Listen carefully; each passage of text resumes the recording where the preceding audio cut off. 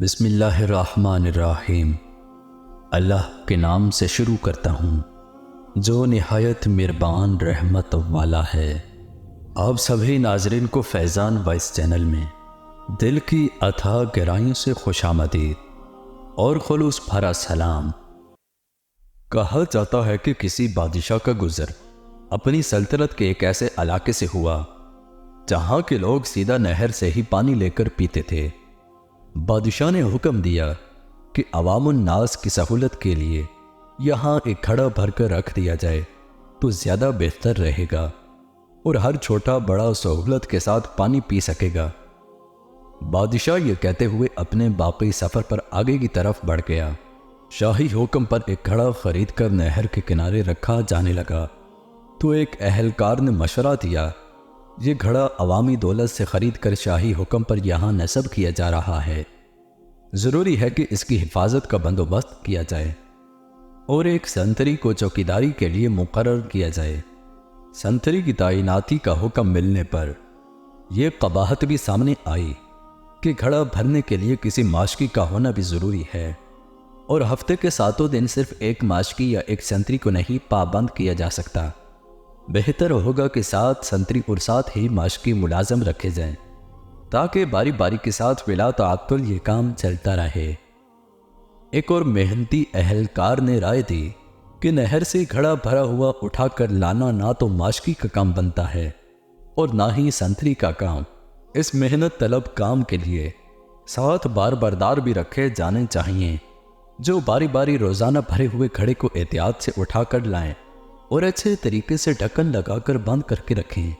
ایک اور دور اندیش مصاحب نے مشورہ دیا کہ اتنے لوگوں کو رکھ کر کام کو منظم طریقے سے چلانے کے لیے ان سب اہلکاروں کا حساب و کتاب اور تنخواہوں کا نظام چلانے کے لیے منشی محاسب رکھنے ضروری ہوں گے اور اکاؤنٹ کا ادارہ بنانا ہوگا، اکاؤنٹ متعین کرنا ہوگا۔ ایک اور ذی فہم و فراست اہلکار نے مشورہ دیا کہ یہ اسی صورت میں ہی یقینی بنایا جا سکتا ہے کہ ہر کام اچھے طریقے سے چل رہا ہے تو ان سارے ماشکیوں، سنتریوں اور بار برداروں سے بہتر طریقے سے کام لینے کے لیے ایک ذاتی معاملات کا ایک شعبہ قائم کرنا پڑے گا۔ ایک اور مشورہ آیا کہ یہ سب کچھ ٹھیک ہو رہا ہے مگر ملازمین کے درمیان میں لڑائی جھگڑا یا کوئی زیادتی ہو جاتی ہے، ان کے درمیان میں صلح و صفائی کون کرائے گا تاکہ کام بلا تعطل چلا رہے؟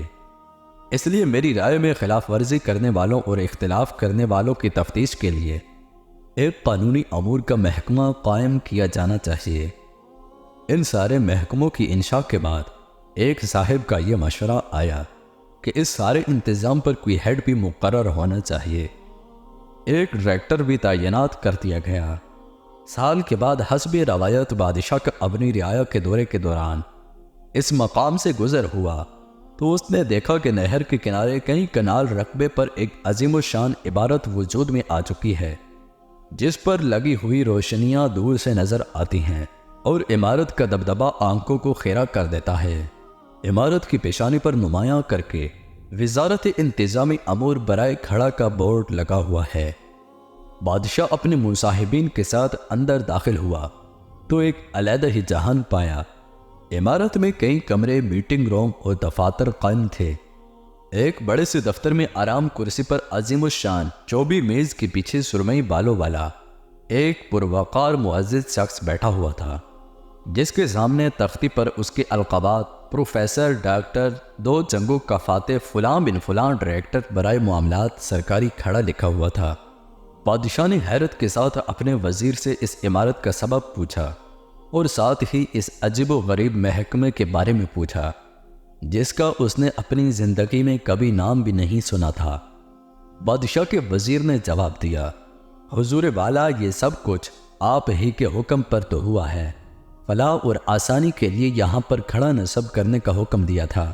بادشاہ مزید حیرت کے ساتھ باہر نکل کر اس کھڑے کو دیکھنے گیا جس کو لگانے کا اس نے حکم دیا تھا۔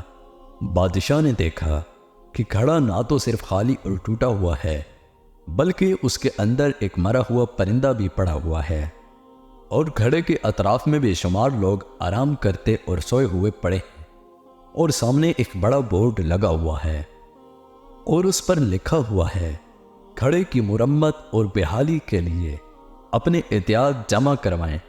مناجب وزیرات انتظامی امور برائے کھڑا۔